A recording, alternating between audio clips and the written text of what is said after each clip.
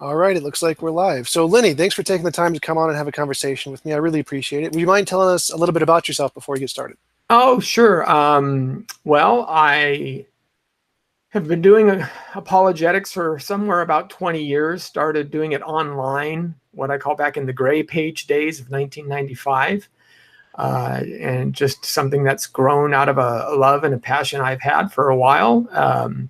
I like exploring ideas, how people think, how we understand these kinds of things. And it's just kind of one of these natural offshoots of that kind of level of study. So that's been a lot of fun. I have a wife, I have 4 boys, and even 1 granddaughter now, so which has been kind of exciting. We finally got the girl. But other than that, things have just been going pretty well. So. All right, cool. So I'm an atheist, by which I mean I don't believe there are any reasons to believe in the existence of God. Could you tell me some of the reasons you believe there are for belief in a God? And I'd like to tell you my position on those reasons, and then I'd just like to hear your thoughts on my position. Okay, so as an atheist, you say that there are no reasons for you to believe in a position on God. That sounds more like agnosticism to me. Right, I go with the colloquial definition like Sam Harris and Christopher Hitchens and Richard Dawkins. I like to go with that definition. I identify it more with that than the philosophical definition. Okay, but so are you then not making any claims one way or the other for God's existence? Right, I'm only claiming there's no evidence for a God. That's my claim. You're claiming there's no evidence for God. Correct. And I guess we first have to be careful and say what constitutes evidence in and of itself. Because some folks limit evidence to physical evidence or something empirical like that. Evidence, right? Empirical evidence, yes. And is that your claim then? No, I would say there's also no philosophical evidence, no historical evidence, no personal testimony evidence. None of that qualifies as evidence. None of that qualifies as evidence. It would be evidence. It can be evidence. It's okay. Not. It's just that it doesn't actually indicate the existence of a God. It doesn't indicate the existence of a God, but it could. What would make what's the differentiator between what it can when it does that work and when it doesn't do that work? If it can be equally explained or equally indicate something mutually exclusive, like a non-God alternative, then it would not indicate a God. For example, if you said we have a box and you claim that there is a rabbit in the box, and your evidence for this is that the box weighs 2 pounds, the fact the box weighs 2 pounds isn't actually evidence of a rabbit because it can be equally explained by a lizard or a coffee mug or weights or Legos or all these different other things. And so the fact that the box weighs 2 pounds doesn't actually indicate a rabbit. And in the same sense, if you present evidence of a God and I can show it works equally as well for a non-God alternative, then it wouldn't actually be evidence of a God. And do you have to take those pieces of evidence cumulatively? Yes, cumulatively. Cumulative, yeah. So because if it's 2 pounds, there might be additional evidence that follows in suit. So, but you're still you feel that things like the existence of moral values, or the existence of the universe itself, or the existence that the fact that we are reasonable beings, none of those qualify as evidence for God. Right, because I think those can all be equally explained by non-God alternatives like naturalistic pantheism. Like naturalistic and how does pantheism explain something like we're rational beings? Rationality is a description of the way reality is, so it wouldn't really be a problem on pantheism. It's just saying our brains interpret reality in a certain way. But do they interpret reality? I guess that's my question. How do we know? Why should we claim on a kind of a universal? And when you say pantheism, are you saying that the universe is God? I'm assuming. How do you classify pantheism in that regard? Right. I use the definition from the Stanford Encyclopedia of Philosophy, which defines naturalistic pantheism as just a naturalistic worldview where there's essentially nothing beyond the ontological commitments of science. So it's essentially just an eternal, all-powerful universe, and that's it. An eternal, but you agree the universe is a contingent entity, is it?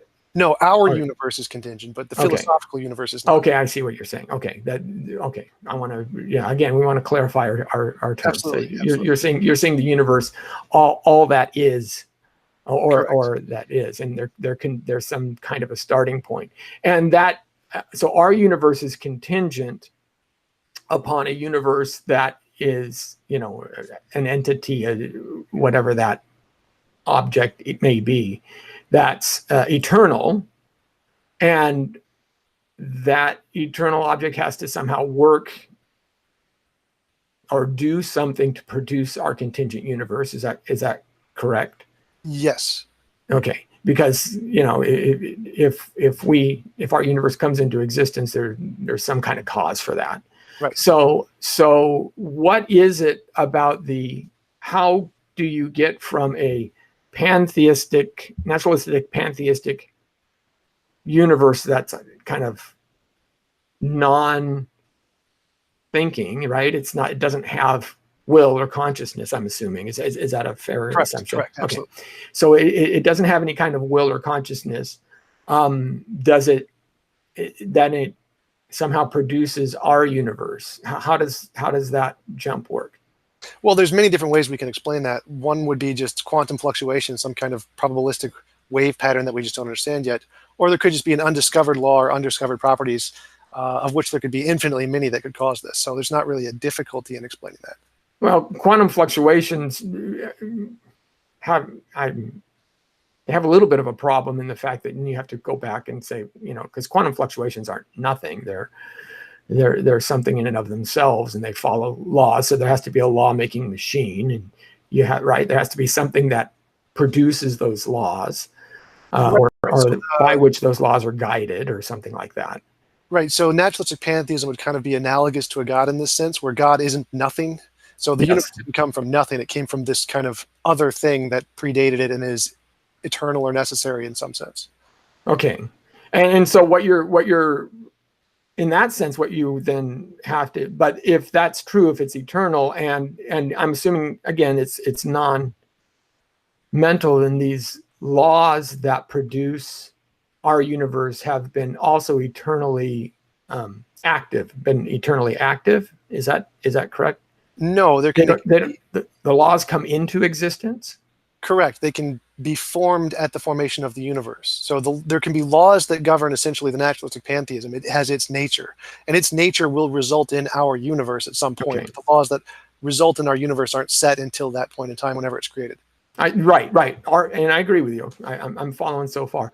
But the nature of this naturalistic pantheism, this naturalistic pantheistic universe, are you implying then that part of its nature is to create universes? Yes. Okay.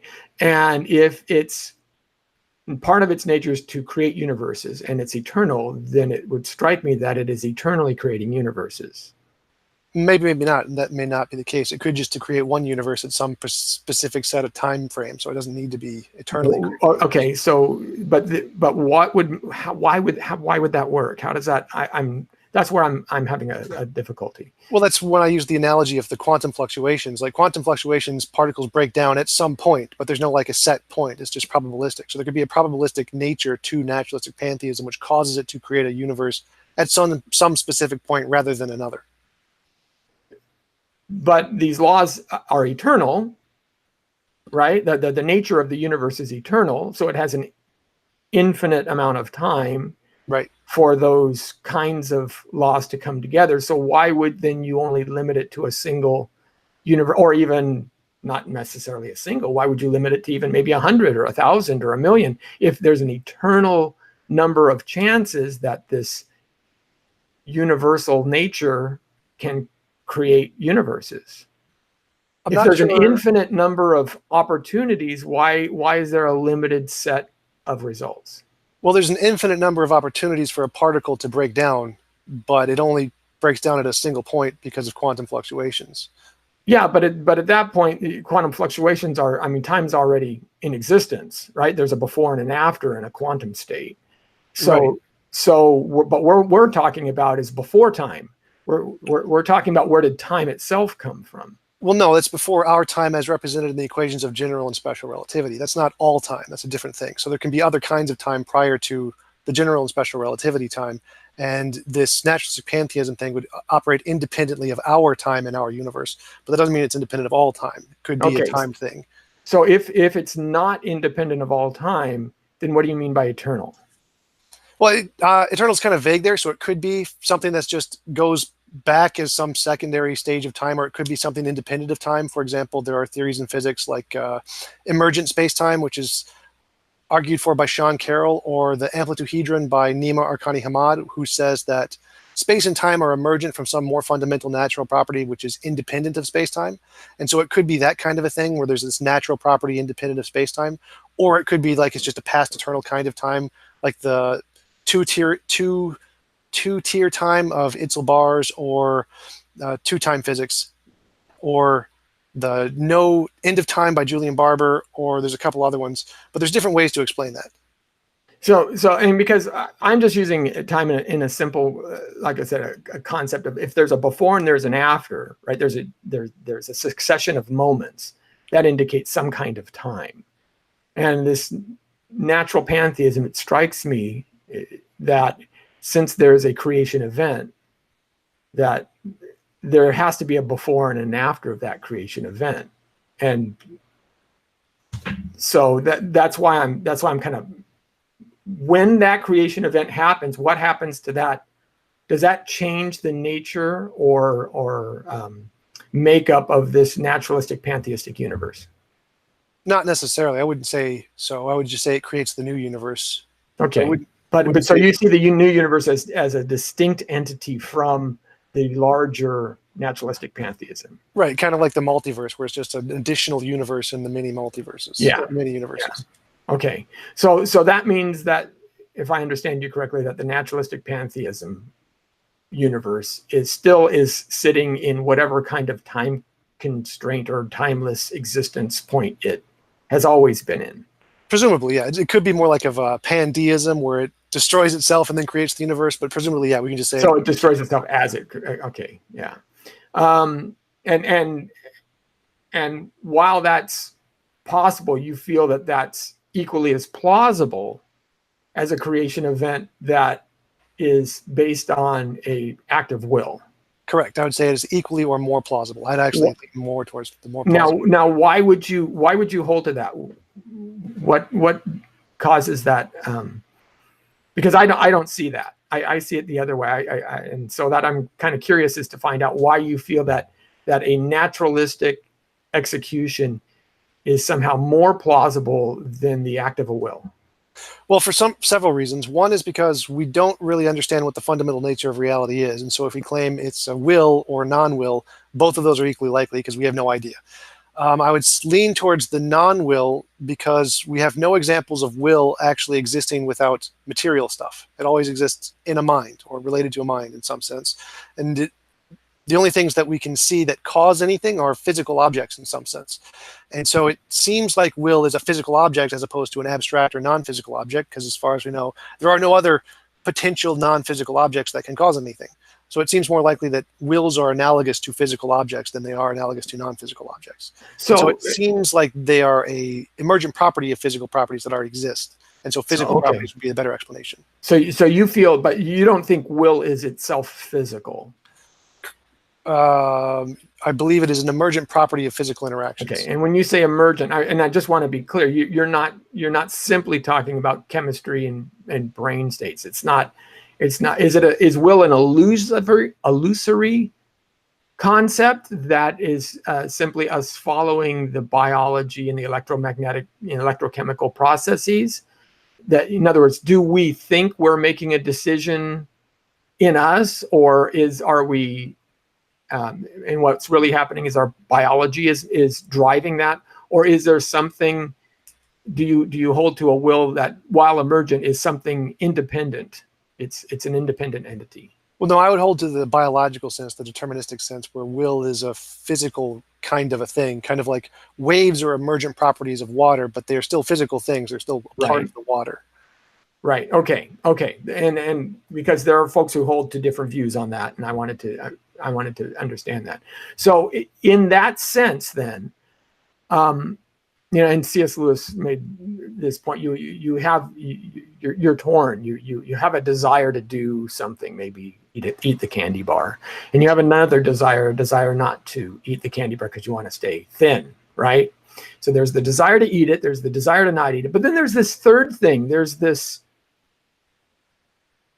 judiciary kind of motive that sits over on top of both of those and weighs the values of each, right? So what's that thing? What and could you explain that a little bit more? I'm not sure I follow. Okay, so if you have all human beings have certain desires, certain appetites, and those appetites are biologically driven. However, and dogs, like humans, right? Maybe they want to go for the milk bone, but a trained dog will not go for the milk bone because you've smacked its nose, and it's trained. It's associated the smacking of the nose with not going for the milk bone. But with people, it's a little different. And this is why I bring up the concept of rationality and reason, because you can put yourself in a situation where you've never had the choices brought before you. You have, like I said, and I'm going to just use the candy bars as an easy example. Or you can go to work today and make money. You can ditch work and watch the, new Avengers movie that's coming out or what have you. Yeah. I do superheroes a lot, so that's where I'll go. But it seems to me that you have competing drives, competing appetites. There is something that sits then on or above you. There's a way when you look at both of those objects, there's something else. There's a third point of awareness that looks down at both of those choices and weighs them and makes a decision. So it's not just reacting to a situation or reacting to your appetite. It's reacting to the possible outcomes of both and doing so in a rational way. It's something different than simply following your biology. Does that make sense? Sure. So I would refer to. Did you have something else to say? No, that's kind of the part of the argument from reason is the fact how does this rationality work, and how can it be material when what we're talking about is something that kind of sits fundamentally differently from, say, a cascade sequence that is biologically caused. So. Right. So I would see that as just like the cascade system that's biologically caused. Like if we've done neurological tests where we ask someone to press one of two buttons and they have to decide one button or the other button, and we can watch them in an fMRI and just look at the biology and know which button they're going to press 7 seconds before they actually decide themselves, before they're consciously aware of whatever button they decide. And the fact that we can do that just by looking at the biology seems to indicate that these decisions are in fact just cascade effects of biological systems in the brain. Well, I've read some studies on that, and that's not necessarily, we're not actually capable of doing it that way, unfortunately. And there's actually some new research in mind studies that are coming out that shows that there is a secondary, now I can't remember the study. It was really interesting, actually, that how they changed the scenario. As opposed to say, choose a button. They would tell them okay, I want you to think about pushing a button, but then they would tell them to change their mind. And that they showed that the action actually preceded the fMRI spike or whatever they were tracing. I mean, fMRI isn't perfect either. Alvin Noah, who is a neuroscientist, said it's like a really bad sketch of a criminal that's really vague and shadowy. I mean, we don't have, sometimes we put too much stock in these in the technology that we do have, where it's actually pretty primitive. So oh, right, absolutely, they're not at all perfect. Yeah, but even with the limited access we have, we're still making strides in that direction, and it seems to be going in the naturalistic direction pretty consistently with all of our tests. Well, and I would, if you can send me that study, I'd love to hear it. I'm going to have to look it up for you. But it was actually kind of fascinating. It was like 2 months ago that I read it, so it's going to be quite a hike to find the reference point again. But I'll do that. But sometimes we have to be careful because of how limited even our approach to these studies can be, right? If you're fishing for large fish and you're using a net that has 2-inch holes in it, you're going to find large fish. So we got to be a little careful there. But I'm going back to kind of some of the things that you said, how will is emergent in the sense that it's a reflection of a culmination of different physical properties. And it strikes to me that will and intentions and things like that are distinctly non-physical. There's something different. For example, most physical properties, and I'm hard pressed to think of any property that can be explained using physical. In other words, most physical properties can be explained using physical descriptors, and things like will and desire, beliefs, those things can't be described in any way physically. So when we talk about a red apple, we can talk about wavelengths, and light waves bouncing and being absorbed and things like that. So the property of how the light is responding. What we can't do is talk about the perception of redness, because the colorblind man receives the exact same light waves in his eye that the non-colorblind person receives, right? Right. And so the physical aspects of that experience are identical. So how do we then account for the difference in perception of what redness means? And redness is something that's kind of direct and immediate in our sense perception. So that's something that's different than a physical reaction. Would you not agree? Well, no, I would see it as analogous to like a CD. If I give you two CDs with two different codes on it, and they're all a bunch of ones and zeros. I mean, the ones and zeros look all identical, but if you put them into two different languages or translation things, they'll come out with completely different results. So the question seems to be more of an issue of translation. How do we translate this from like sense data into physical descriptors? And we just don't know how to do that yet. It doesn't mean it can't be done, because if I gave you the same analogy with just the two CDs and two different computer programs, we'd have the same problems. We still wouldn't be able to describe the physical difference until we actually knew the computer programs and how they worked. So it seems to be. Oh, go ahead. Yeah, I understand what you're saying. I agree with you on that, but that's not quite my point. I guess that maybe colorblindness is a awkward analogy, because there may be some biological issue that drives that.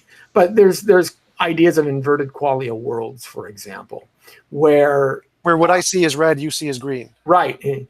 My kids hate me because if I go to traffic lights, I start talking to them about inverted qualia worlds and stuff, and they're like, just get there, just drive.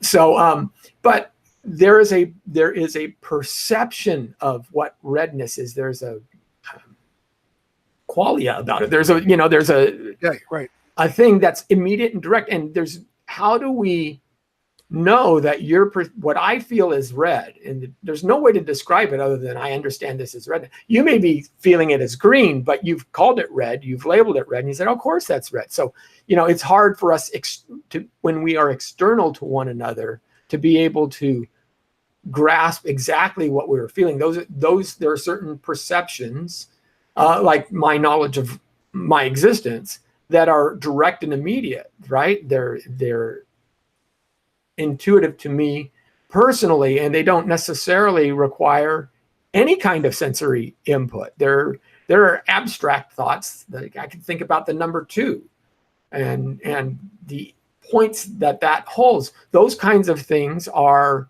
not perceiving any one thing. I'm thinking about the number 2, and that thought is something that's direct and immediate to me. It's non-physical. So. Oh, right. That was the analogy I was trying to address with my analogy of the CDs. Like if we put a CD in the computer is going to read the CD in a certain way, and it's going to get a qualia experience from that, essentially. And if we put the same CD in a different computer with a different operating system, it can get the completely opposite kind of experience from the CD. And they won't be able to tell, each computer won't be able to tell what the other computer is seeing unless they can go back and look at the operating system and say, oh, well, here's how it reads that, and here's how we can translate it from one code into another. And as long as we're missing that translation language, we will never be able to tell what the other computer is seeing. But that doesn't mean it's not possible. It just means we're missing that translation language. But is that, see, the problem is, and you kind of come to the John Searle's Chinese box issue here, is putting ones and zeros into a computer a qualia issue. I don't, you know Right, what I'm right. saying? That's just the analogy. That's not actually, I'm not saying those are exactly the same. Right, but the difference is in the details, and that's what makes that's kind of what makes the point. That's why I'm saying is these kinds of issues are fundamentally different than simply translating language. Well, it seems more like an epistemic issue. Like we don't have the means to know that yet, but it is technically possible that this is the case, and so it could be that consciousness is like a computer program, and once we find the language, we can translate it just like we put CDs in a computer. Why would you believe that it could be the case, or that it's more likely that it's the case? That doesn't strike me as intuitive at all. Well, to me, one is just the fact that natural things seem to explain everything around us. That's when we look at nature and we try to explain everything, lightning, fairy circles, earthquakes, volcanoes, everything we've explained through natural causes. And we've never been able to explain anything through non-natural physical causes. And so I have a pretty good inductive reason to prefer natural causes in that case for this unknown, because if we see natural cause, natural cause, natural cause, natural cause, the next unknown is probably going to be a natural cause, as opposed to natural cause, natural cause, natural cause. The next unknown is going to be an unnatural or unphysical cause. Mm-hmm. Okay, but what you've said is the things that we explain, lightning, are fairy circles. Fairy circles, like the rings of mushrooms that grow in certain kinds of plants. Okay, but all of those are natural occurrences. In other words, you're using nature to describe you're using natural causes to describe natural events, and I think that that's understandable. That makes sense. That's exactly what science's domain is. Where science's domain fails is when we take that out of the natural and try to put it into something else, like, again, moral law. How do you explain love? You can reduce love to natural causes, but that sometimes isn't satisfying. How do you describe rationality in and of itself? The laws of logic, those are non-physical things, and so we come up with there are certain things that exist that are non-natural, and maybe non-natural causes would make sense in those situations. Well, from my perspective, I think that anything that can be explained by the non-natural can be explained by the unknown natural. So even if nothing that we know of at this time can have natural properties that can explain something, we can always discover new unknown natural properties that can explain it. For example, if we want to explain objective morality, there could just be an undiscovered law of nature which we can't process yet or discover, which could explain objective morality. We don't need it to be non-physical or non-material, just like it could be non-physical or non-material. It could also be an unknown physical or unknown material kind of a thing. Well, and I'm going to push back. First of all, yeah, it could be that those things are explained, but why should I favor that, or why should I even give that equal weight? Because it seems to be that no natural explanation has ever sufficed, even up to this point, and especially for something like morality, the natural of what is fundamentally different, right? An is different from an ought. Right, human guillotine. Yeah. So when we look at that, things like morality, when we're talking about an objective moral code, that's something that sits kind of over and above us, even over and above our nature, because there are individuals who suffer from, schizophrenia or things like that. And that may be a natural malady for them. And in their minds, they are, fighting whatever threat they perceived. And so we recognize that, we look at that, and we say, although or Tourette's syndrome even, or anything like that, where we say, we understand what the biology did, but we also understand that there was a morality that they weren't necessarily violating because they were not in their right mind, or they were biologically hampered or something like that. So the morality sits above and apart from the nature of the action in and of itself. Don't you agree? Well, only to the known nature. Like, I don't see any difference from saying that there's this new kind of thing that is non-natural and saying there's this new kind of property of natural things. So any property that you can attribute to this non-natural thing can also be attributed to just a new property of natural things we haven't discovered yet. I don't see how you seem to be using like a composition division fallacy to say that the known properties of natural things apply to all natural things, including all of the unknown things. Therefore, it is impossible that the natural things could ever explain X. No, I'm not saying it's impossible that natural things could never explain X. I'm just saying that I don't know that it's a more likely scenario. I don't know that I would give it the same weight that you would give it. Well, could you explain to me the difference a little bit? Because from my perspective, they're both unknowns. Like the non-natural is an unknown. We know nothing about it, essentially. And the unknown natural is an unknown. We know nothing about it. So why would it be less reasonable to apply these unknown properties to the unknown natural than to just a completely new category of things which we have essentially no? Well, it's not a completely new category of things, obviously. You know, we've talked about metaphysical truths that, like the laws of logic, that do exist outside of the natural. I mean, does the law of non-contradiction apply to our universe, or does it apply to all of existence, to the naturalistic, pantheistic universe as well? And if that is true, why should I hold to the idea that it's a natural or material thing? Well, that's actually a really interesting topic, because David Chalmers, in a recent conversation with Sean Carroll, actually admitted there could be impossible worlds are actually not logically impossible. And a world where 2 + 2 = 5 is actually possible, but that's a different topic. So that one I'd have to hear. Right. So my position is on the laws of logic. Reality exists, and reality is the way reality is, and logic and math describe the way reality is. So it's not that the laws of logic apply to things or govern things; they just describe them. Okay, that's fair enough. I'll grant you that. But even in your position, I mean, it seems that you're taking a position of kind of skepticism on this metaphysically non-natural category, because what you're saying is, with the natural world, and some of that is, I guess, it sounds like the things that would normally be defined as metaphysically non-natural, you're defining as natural. So it becomes, again, kind of a problem of the 2-inch fishing net. But when we look at these things, I don't know that it follows that it's a good explanation, or we should even assume that. And I was going somewhere with this. I probably should start writing some of these down.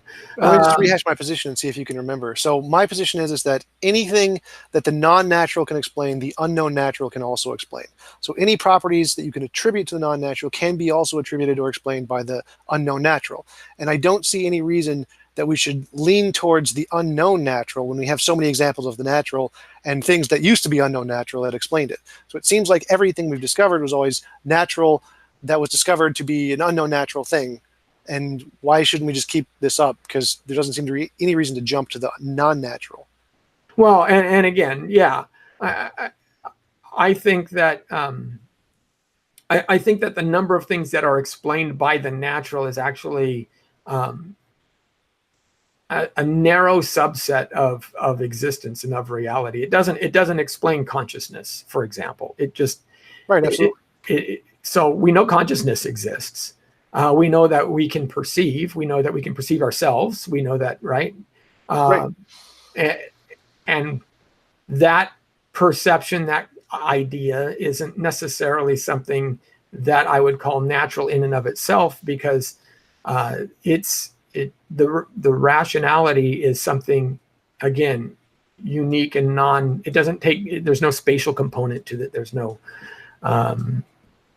It doesn't sit anywhere in any specific area of your brain. It's just it's there. It's understood. But don't you have to already know what consciousness is to be able to make those kinds of statements? Because there could be those things. They could be intrinsic to consciousness. Or even if they're not, that new whatever it is could just be an undiscovered natural thing. So why are you jumping to the unknown natural or the non-natural here? It's kind of like saying dark matter and dark energy can't be explained by the natural, therefore it must be non-natural. No, yeah, and but dark matter and dark energy are again, they're fundamentally different because they're only accessible. Well, consciousness and things like that are again only immediately accessible. There's this something else that isn't explained by a biology. There's this concept that we have direct and immediate access, and I guess at that point you start even asking what does it mean to be a we or a me? You know, or why are we even believing that there's a reality at all? You had mentioned that you hold that there's an ultimate reality. Why do you believe that? Why don't you believe that maybe we aren't in the Matrix or something to that effect? There was a wonderful Twilight Zone episode where a guy was put on trial. And at his trial, his defense was, I don't know if you've seen this, but his defense was, you guys don't understand, this is a dream. And I have this same nightmare every night. And although you people you look like the judge and you look like the prosecutor and you look like the bailiff, what'll happen is you'll convict me of murder and you'll hang me. And then the next night I wake up and I have the same dream. And the roles are reversed, but you know, if you let me go, then maybe we'll break the cycle. And of course, at the end, you know, they wake up again, and sure enough, the roles have been changed. But so that was his defense. That this wasn't real. It was a natural outworking of his subconscious, of his dream.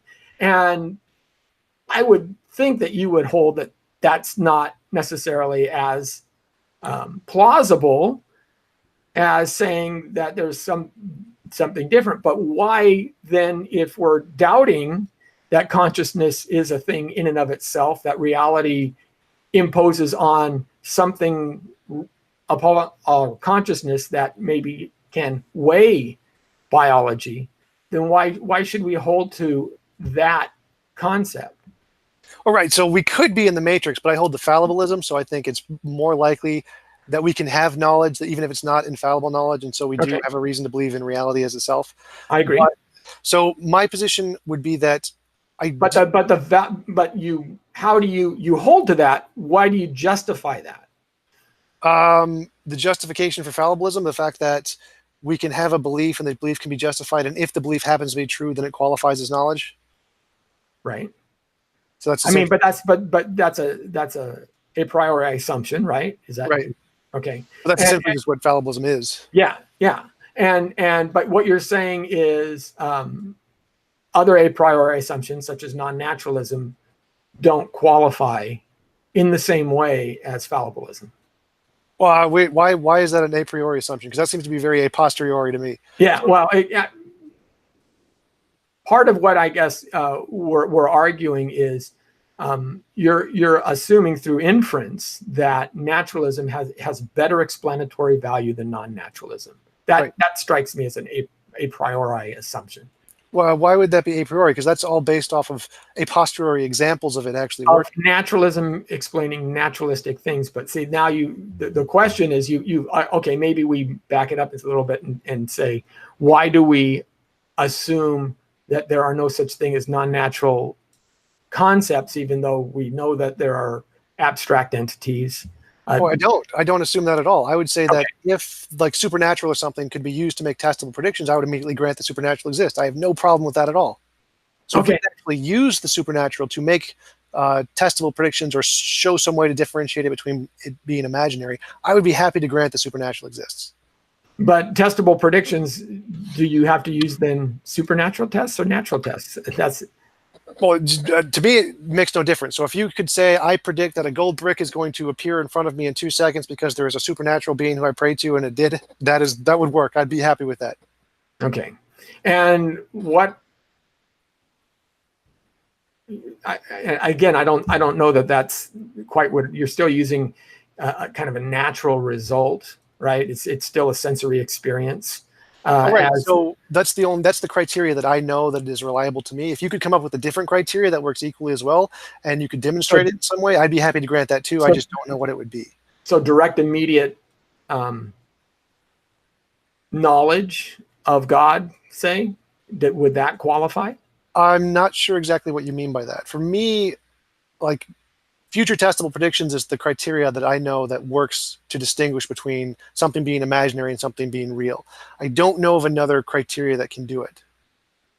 Well, I mean, I know that I'm not in a dream state right now. And I don't do that by future testable predictions. I do that because I know it's again, direct and immediate. I know that this is the real world. I know that this is, I have an experience of it, but that experience is direct and right now. Well, I wouldn't agree, because I would say the justification that we're in the real world comes from the belief, which is justified through the testable predictions and the experience of the world around us. Well, but again, the dream world feels real when you're in the dream, but I know I'm not dreaming right now. And I know that there's a distinction between the two. I always use the phrase, the scientists had testable predictions in the matrix, and those seem to produce results. So, so there's a level where that starts to, that concept starts to break down, I guess. I'm not quite sure what you mean, because in the dream, you also have direct experience of reality and you don't think it's a dream. In reality, you have direct experience of reality and you don't think it's a dream. So those would be the same in both. Right. But then like I said, there's this other thing when I think it through and I start to say, okay, right now, am I in a dream or not? When I say, no, there is a aspect of reality that seems to be different than a dream state. There's a difference in just the way I experience the world that's different than when I'm dreaming, and that's why I know that right now I'm not dreaming. I can know beyond a reasonable doubt, let's put it that way, that I'm not dreaming right now. I can know that and I can know that you exist, right? Other minds exist, things like that. We know that directly. Through our sense experience. So wait, because I agree with that. There's some difference between a dream state and reality, but that difference is a posteriori. It's not like direct, immediate experience. It's something we have to process through and realize, there's some difference here in this experiential way. It's not a direct, like, what's it, properly basic belief kind of a thing. Okay, so, but there are, the fact that I know I'm alive, right? I don't have to do any, the fact that I have experiences at all is direct and immediate. Right. Okay. And so there could be certain experiences that I have that confer to me the existence of God. Is that possible? Yes. Okay. And but those experiences you wouldn't qualify as evidence. Well, you'd have to show that they weren't imaginary or illusory delusions. So you could absolutely have experiences that would indicate the existence of a God, but you'd have to go through some kind of methodology to differentiate those experiences from just being imaginary. And that's what I use the testable predictions for, is that this is a criteria I use to differentiate my experiences from imaginary ones and real ones. So if you have a sufficient criteria equivalent to that, then yes. But if you don't, and it works equally as well for imaginary explanations as for real ones, then that would not qualify as evidence, because you can't tell the difference between the two. Well, but that doesn't make it not true. Right. It just means you can't tell the difference. It's like rabbit in the box. You may be able to. I mean, there are times, imagine an individual who's put on trial for murder, and they've got all the evidence against him, and he's sitting there, he's listening to the bill receipts and the video surveillance and all of this evidence kind of points to him, and he says, "Wow, if I was sitting on the jury, I'd convict me too." He goes, but even though all of the evidence, the bulk of the evidence is actually for me to be a murderer, for me to be guilty, I know that I'm not. And that knowledge that I have that I'm not guilty, it would be irrational for me to believe otherwise, even if the preponderance of evidence argues in the other direction. Would you agree with that? Sort of yes and no. So, like, for example, if someone has a video recording of you stabbing someone and you genuinely don't remember doing it, I'm still going to go with the video recording. I mean, I think it'd be reasonable even for you to believe that you did it at that point. Yeah. Depending on how deep fakes going on nowadays, which scare me to death, but you can't even believe that anymore. But if you know you didn't do it, it's, even though if you have the video recording, isn't it more reasonable to say, I know I didn't do it, and therefore I can't believe that I did it? Well, no, I would say I have no recollection of that, but I wouldn't say I know I didn't do it. I think that due to psychology, it's more likely to think you probably did if all of the empirical evidence indicates it, even if you don't remember it. Well, that's assuming that I have no recollection is assuming that there's no counter evidence. And there's something that in other words, in your personal recollection, you can say, I know where I was. I can't prove it. I have no evidence for it, but I know where I was at that specific point in time. And therefore, that's why I know I didn't do it, even though everything else shows the fact that I did do it.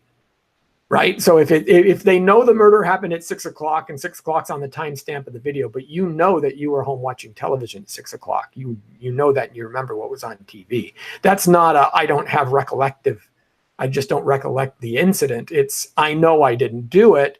And everybody says, oh yeah, sure. You were watching TV. That's the, so there is a case, I guess, where Let me take up that example. So in that example, I would say that your recollection of you watching TV is less significant than the empirical evidence of people like showing video cameras and eyewitness testimony and blood stains or whatever. So I would say that even in that case, you would be more reasonable to believe the empirical evidence than your memory. Than your own memory, even though even though you're confident that this wouldn't be something that you would do, or you just know of your own person. Yes, absolutely. The empirical. So you would have to. I mean, because there are other plausible explanations. Like I said, there's deep fakes. There's heck, we can even go with one of the Hollywood, plastic surgery to make it look just like you kind of vibe. They're far out. They're outlandish. They're outlandish explanations, but there are other explanations, and I just don't see how it would be reasonable for me, if I know I didn't do it, to believe that I did. It may cause me to question my recollection or something like that, but if I know it, it seems to me it's irrational for me to doubt my knowledge in that regard. If I have because you're still talking about evidence, and if I have to my mind justifiable evidence that I didn't do it in my own mind, I can't prove it to anybody else. I don't have any external way of showing that, like I said. But if I know directly that that's true, then it seems to me that it's most reasonable for me to hold to that view. Right. So I would say that it is more reasonable to believe that the evidence you have, your testimony, is more likely to be a delusion than all of those other cases, like the plastic surgery or the deep fakes of the computer programs or whatever. Those would be significantly less likely to be false or to be true than the fact that you had a delusion. So it seems to me the case that it's far more reasonable to believe the empirical evidence than it is to believe the conceptual evidence, as I call it, of your memory. Okay, but by what rule, again, by what standard are you making that claim? How are you getting there? Well, I'd go with like Bayesian epistemology is one possibility, just saying the prior probabilities of those things being faked are far less likely than the fact that your brain made a mistake. Well, Bayesian theory is you got to know all of the factors involved, and that's part of the problem with Bayesianism. I agree. I always I don't want to go there, but I'm not even a big fan of Bayesian. That was just one possibility. Okay. So, but I think that I don't know that that's necessarily the case. I think that's kind of an inherent bias that you're offering, because I do think that we do have good experience with specific material things, such as thoughts, wills, feelings, intent, the very animus that animates our bodies. What is that? How can you have you can send electrical currents through a frog's leg and make it jump, but that doesn't mean the frog's alive. Life seems to be defined more broadly than simply electrochemical flow through a biological organism, say. So there is a long history of understanding that these kinds of issues exist. It's just merely after the Enlightenment that really where we reduced everything to the natural only. And so I don't necessarily hold to the view that throughout all of our history we've found only the natural to be true. I think that we maybe, especially in the West, discount some of the other aspects of existence that are non-natural. Again, concepts of love. For example, there seems to be a difference in visiting with, say you have a loved one, and they can, I know there's a lot of folks who had been shipped off to Iraq or served across the overseas and things like that. And a lot of times they do what we're doing now. They use Skype and things like that. And that's great. I'm glad they were able to keep in touch, but there's something fundamentally different about that, even using a telephone, than say just having the person sitting next to you. There seems to be a difference where you want your loved ones to be with you, as opposed to even if it was a three-dimensional hologram image of the person sitting with you. That's a different kind of experience, right? And so there seems to be a something that supersedes just the natural sensory input that we receive in that regard. Well, that would just seem to be like a release of oxytocin in the brain, which happens when you're near and when you touch loved ones. I don't see why that would be a non-physical thing. Because we can literally replicate that just by giving you oxytocin. I think that if you ask the person, would you rather just have the feeling or have the person here, they would argue they would have the person here. There's a difference in quality of what that means. Well, that's the question, is like, can someone tell the difference in quality from just having the drug and some secondary experience and having the direct experience? And I would say no, they probably can't. I think we've done many tests in neurology that actually show this, is that you can't tell the difference between those two cases. And there are certain kinds of diseases that actually demonstrate that. Well, okay. I mean, I've not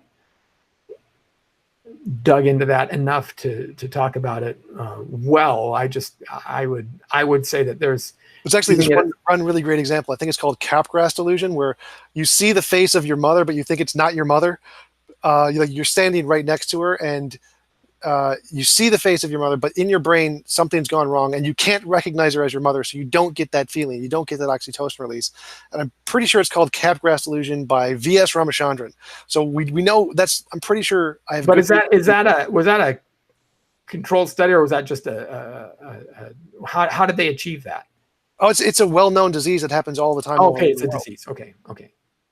Yeah. All right. So that's something that may be a little bit different than what I'm talking about.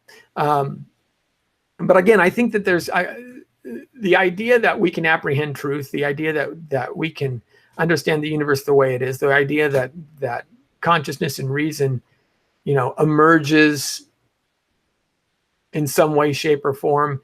How that happens naturally, and as I'm understanding it, you're saying that's simply the outworking of a biological process. And then how do we know, though, that the outworking of that biological process is telling us the truth? Why would we assume that the reasons that we believe? I mean, sometimes we can get true results without knowledge, just because it's functional. And sometimes what's true is not necessarily what's in our best interest or functional. So why would we hold to that being, if it's rational, if it's natural, how can we hold to what's rational making sense to us, or being, how can we hold to what's rational being veridical, I guess? Right. So I would say that there's no reason to believe that it's any more or less likely that, regardless of what reality is, whether it's natural or supernatural, that our experience of reality is more or less likely to be true. Either way, whether or not it's natural or not, it has equally likely probabilities of being accurately representative of reality itself.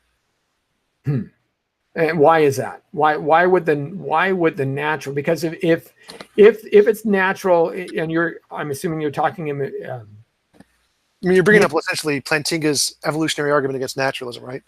Well, that's one way to approach it, but yeah, why would naturalism reflect? Why would we know that naturalism reflects, or our perception of naturalism reflects reality as it is? Yeah. Well, I would say that it's more. There's no more reason to believe a God would give us an accurate description of reality than there is to believe that naturalism would give us an accurate description of reality. Okay. See, I would kind of push against that, because that's not how I understand God and who He is. All right, how so? Go for it. So if God is a rational being, then He would value reason, right? Sure. And if God created rational creatures, they're creatures with the ability to be able to accept reason, then or if God would want to make Himself known, then it would follow that He would create rational creatures to make themselves available of understand Him and their ability to reason themselves. Absolutely, but you've just defined rationality as a part of the intrinsic nature of God, and I can just do the same thing with naturalism and say rationality is an intrinsic nature of naturalism, and naturalism is determined to make us in this way. So why would rationality be? But see, that's where I have a problem. How can rationality be an intrinsic portion of nature? That's what I don't get, because nature doesn't care, right? There's nothing there to care. There's just mechanistic processes. Well, again, anything that can be done through will and conscious action can be done through natural processes. So, for example, I could ask the same question about God. Why would God have this nature to desire us to be rational beings and to love Him, as opposed to being an evil God or a deistic, impassionate God, or an apatheistic God? Right. Or there could be lots of different gods, or all these different possibilities. There are equally as many, infinitely many ways a God could be as there is for the way natural world could be. And so just like God could have some particular nature which predisposes Him to make rational beings which are apprehend reality accurately, there could be some kind of a way that naturalism is, which causes its nature to create beings for whatever reason, who accurately perceive reality. See, but again, it sounds like that's just so, and I don't see how. In other words, a being has a will, and that will then is what we use to some way integrate with other beings. But nature doesn't do that. In other words, nature doesn't care if we all die tomorrow, right? If the great sweet meteor of death comes down and destroys the whole earth, it's not wrong that it did that. It just did that. And so to say that there is somehow rationality is rooted in nature, and again, I'm talking about the perception of understanding. I just don't see how that follows. I just don't see how you get there from non-conscious existence. Because it strikes me that rationality requires consciousness. I mean, that's what strikes me. So again, my perspective, rationality is descriptive. So reality is the way reality is, and our brains develop the way to describe reality, which we call rationality. So it's a language like English. I don't think it's required for some kind of transcendental mind to come up with English. It's purely just a descriptive thing. So we don't need like some non-physical thing for that. It's just describing physical things. So it's just made up, essentially. Arbitrary. And I consider language or rationality and math to be similar. They're just languages. They're formal languages, but they're languages made up by human minds. And so I don't see any contradiction with saying that they could come about by purely natural processes which produced brains, and those brains can perceive reality in some way and then internalize that and create a language to describe that. But again, that perception of reality is simply, on your criteria, on your understanding, biological reactions to material stimuli. Right. I see no problem with that. Yeah. So there's no actual perception going on. You're still stuck in John Searle's Chinese box. You have a certain amount of stimuli that comes in. You produce an output, whatever the result is. Well, you lost me a little bit there. So John Searle's Chinese room is an epistemic problem, not an ontological problem. So we can have consciousness and perception that can literally exist as like an emergent property of biological processes, just like a wave can literally exist, even though you can like cut a wave in half and it's not half a wave, it's still a wave. Where you could, so all the problems that apply to consciousness and how to describe consciousness and all the problems with it apply to equally to all emergent properties like waves and oceans and suns and walls. We can, if we divide half a wall, is it half a wall? No, it's still a wall. Yeah. So from my perspective, we can still have those things even if we don't epistemically know how to describe them yet. So John Searle's Chinese room is just saying we have no way to get to the point where we can describe this, but it doesn't say it can't exist. Well, no, I think he was just drawing a distinction between language, as you had said before, and what consciousness actually is. I don't think so. I interpret it differently. I interpret it as there's no way for us to apprehend or to epistemically distinguish the true, but that doesn't mean they can't be they can't be, or there. It doesn't mean it can't be the case. See, and again, I think consciousness is something that's unique and different than even language, because you can have consciousness of your consciousness,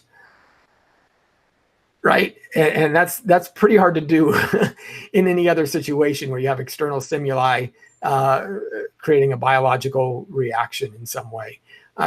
So how do you, again, that's why that's kind of what I'm pushing back on. The concept of the mind is just so much broader than, and I think deeper than naturalism. And that's kind of where our tension point seems to be. Well, even if I grant that, let's just say you're absolutely right, it's some deeper thing, I still don't see any reason to just say there's more to naturalism we don't know yet. So the deeper thing is itself a natural thing we don't know about. Why are we going to this whole new kind of thing? Why can't just everything, like all of love and morality and intentionality and all of the abstract objects, why can't all of those just be unknown natural things? Because I think then aren't you redefining what the term natural means? Well, no, I'm saying well, naturalism only applies to the known natural, what we currently know about natural things. But if we're going to extend it to unknown natural things, well, there's going to be lots of new stuff there that we haven't discovered yet, lots of new properties. Yeah, but that, I mean, that almost feels like again, we'll just throw everything in a label with natural on it, and we're done. Whereas traditionally, those have been understood as non-natural, as metaphysical, as well, right. Where's the difference? Because to me, it seems like you're just throwing the label on of non-natural, and then you're saying we're done. Because that seems to be the exact same thing you're doing. Well, I'm saying that natural processes, natural events can be described with natural descriptors. Like I said, I tried to use the idea of red. You can use natural descriptors to talk about wavelengths of light bouncing off of an apple. But you can't use, there's no natural descriptor to talk about the perception of redness. What experience you have when you just think about redness, not a red thing, but just redness in and of itself.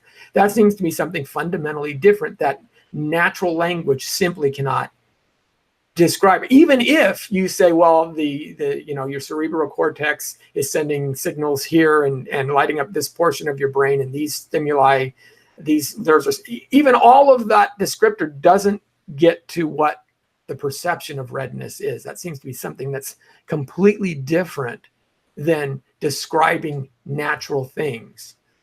Does that make sense? Oh, absolutely. But I still see that as the same as my CD analogy. Like if we put a CD into a computer, before we know how the CD works, or if you gave a CD in a computer to someone like 400 years ago or something, and they put it into a computer, they would have no way in language to describe what is going on. But you could describe it to them, because that's lack of knowledge. Right, exactly. That's exactly what I'm arguing. But I don't think that and this is my point, I guess. I don't think that you will ever find proper language to describe the perception of redness, because it's a different kind of qualia than a natural type of occurrence. It's something that's fundamentally different.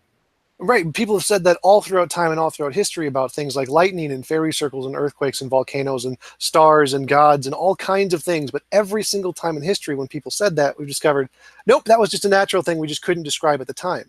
And history seems to show that is that sounds like a little bit of an equivocation, because I think those are, again, they're two different types of things.